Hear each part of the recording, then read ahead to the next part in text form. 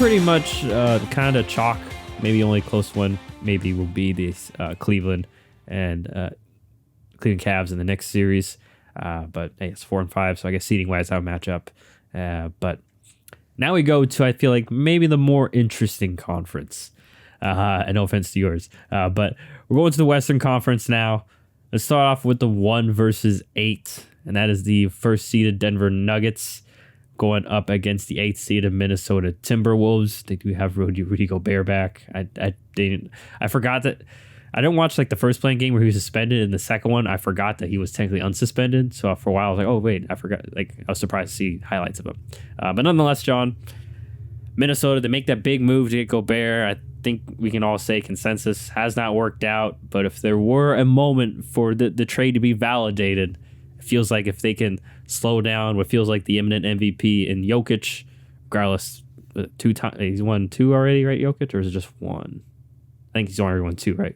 Pretty sure he's won 2 and 2. This would be 3. He's going for number 3. I think he should win 3, but I wouldn't be shocked if the voters have the voter fatigue kind of stuff and don't give it to him.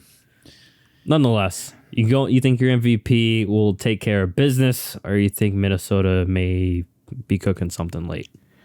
I mean, we've both been critical of the Gobert trade in the past, and I do feel somewhat validated seeing them barely scrape into the playoffs because all these people were telling me that it was going to work. They were going to be a top 3-4 seed in the West.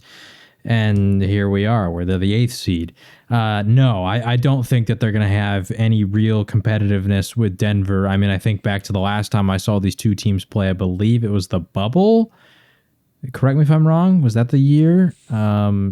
It might have been the year before that, but it was whenever they had Jimmy Butler, right? Was the last time they made the playoffs? I think so, but... Well, actually, they made the playoffs last year, but then they got bounced immediately, right? Against they got bounced by the Grizzlies. Yeah. It was a close series. The last time... I'm thinking of with the Jazz. Sorry, it was the Jazz and the Nuggets. But the reason Mitchell versus Jamal Murray, basically. Yeah, but the reason I bring that up is because Gobert could not stop Jokic whatsoever. I mean, I saw a meme today because it's the matchup. I saw a meme today of there was a moment in that game where Gobert's yelling, and I'm pretty sure it was the bubble because you could hear everything in the bubble. He's yelling, I got him. And Jokic goes, I have 47, brother, because he was just dominating him. He had 47 points. And I remember that game. Jokic could not miss. He was hitting threes. He was hitting post fadeaways. He was hitting hook shots, like scoop layups, everything. So I just don't think that Gobert is the kind of center that can deal with Jokic. I think that Jokic is the ultimate mismatch in terms of centers for Gobert, because the way that he plays, the passing, the shooting, all that kind of stuff, all the different like screens and motions and everything that's going to happen, even just near the free throw line, it's going to pull Gobert out of the paint, and we know that that's where he thrives. But even this year, he hasn't been his previous self. And then you got to deal with, the rest of the firepower that Denver has, because we're just talking about Jokic, but that guy can make anybody look good. I mean, they got KCP, they got Aaron Gordon, they got Christian Braun, they got Jamal Murray, Michael Porter Jr. I mean, just the list goes on and on. Reggie Jackson. They got a lot of really solid players. I mean, also in terms of depth, like you want to talk about notable names, like a bench where you got Bruce Brown, Thomas Bryant, Jeff Green, like... It's a good bench. So I was going to say Bruce Brown deserves some love. He's been really good for them on both sides of the court. And I remember Bruce Brown because I think it was last year when the Celtics swept the Nets. Bruce Brown had like 2 games where he just could not miss from 3, which was crazy because he's not like known as a 3-point shooter. He can hit them, but he wasn't like known as that. So anyway, I mean, like the Nuggets, very just deep team, and they also got the star power to go with it. And I think in terms of a mismatch, this is just a nightmare for the Timberwolves. I mean, we already had concerns about their wing defenders on this roster. They only have a handful, not even a handful. I mean, they got like Kyle Anderson's good.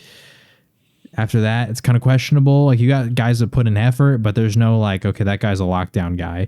I want to say Jaden McDaniels is really the only one, but once again, no one that can, no one to stop Jokic and Right. Murray, because McDaniels is more of a wing defender. Yeah, like it's just the perimeter defense. I mean, Mike Conley he's serviceable, but he's 35. This is not the Mike Conley of old, and you want him to go out there and just shut down Jamal Murray. It's not going to happen, especially with the way that Jokic passes. So, yeah, I think this is going to be a pretty nightmare situation for the T-Wolves.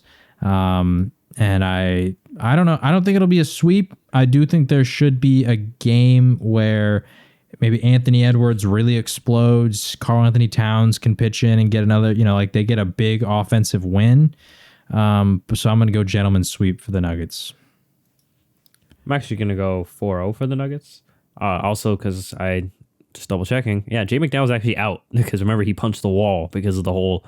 I'm not saying that's the exact reason. Just happened. That was tough. Happened to happen after the whole Gobert Anderson ordeal.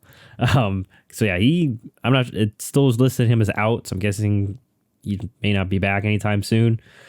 So yeah, that even hurts them even more. Like he already alluded to the suspect defense, and I also another reason I'm going sweep is as we've seen before. You mentioned Gobert, kind of being exposed defensively. He's on the other side. Is then offensively, I mean, outside of the paint, he's a solid screen setter, but Anthony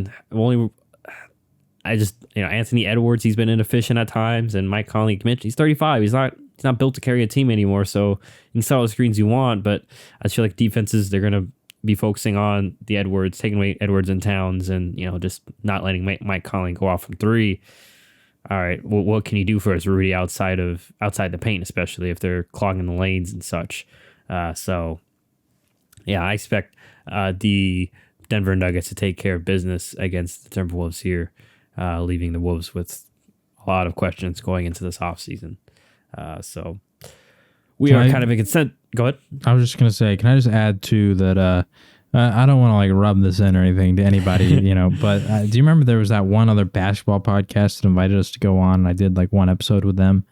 Yes. I remember specifically on that episode of their podcast, I specifically said I think the Nets were going to break apart this year. They're both Nets fans, which I felt kind of bad because I was very brutally honest about the Nets. I was like, they invite you on their podcast and you start saying it's going to fall apart, guys. You're telling them doomsday's coming. Yeah, I'm like, I'm a Celtics fan. My team just sweeps you. It's going to fall apart, and all that kind of stuff.